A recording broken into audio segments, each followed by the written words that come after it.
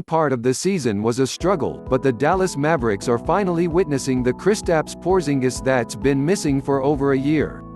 Despite signing a $158 million contract over the summer with the Dallas Mavericks, the struggles for Kristaps Porzingis were inevitable.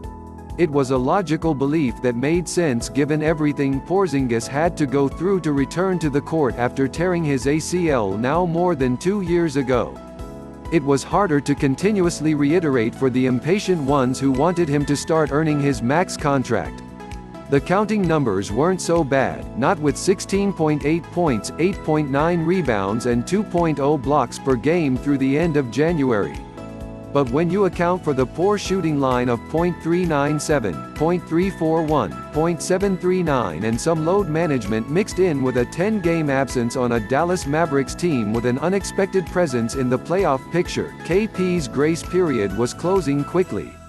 With the postseason inching closer, it's a good thing then that Porzingis seems to have rediscovered the form that made him an all-star in his last season in New York. Over his last 11 games, the Unicorn is averaging 27.3 points on a true shooting percentage of 65.8 to go with 10.9 rebounds, 2.3 assists and 2.0 blocks per game. There has been a natural growth in comfort playing for a new organization, and it's shown in the way in which Porzingis has established himself as a legitimate star with the Dallas Mavericks alongside Luka Doncic. His role in Dallas offense has changed from that of a spot-up 7-footer to more of an offensive focal point thanks to a new level of confidence from head coach Rick Carlisle. Compared to his regular season averages, Porzingis has seen more than 2 extra post-ups a game over his last 11 as well as extra touches around the elbow, both considered sweet spots for the man with the unblockable jumper.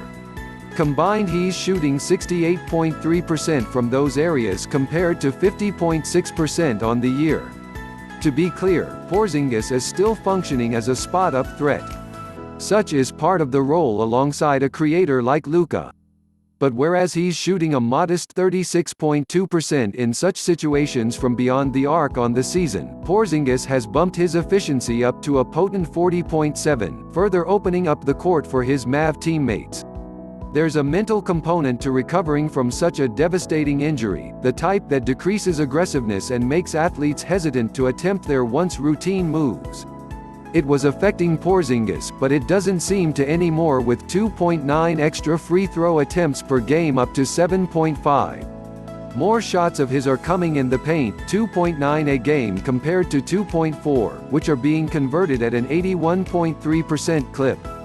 The struggles remain when it comes to pushing through stronger defenders. His field goal percentage on drives remains under 30.0, but the willingness to do so is an encouraging sign of progress.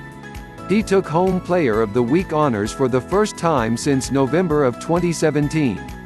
His elite production as a whole is the result of the opportunities that have been ramped up in recent weeks, although his durability is still far from flawless.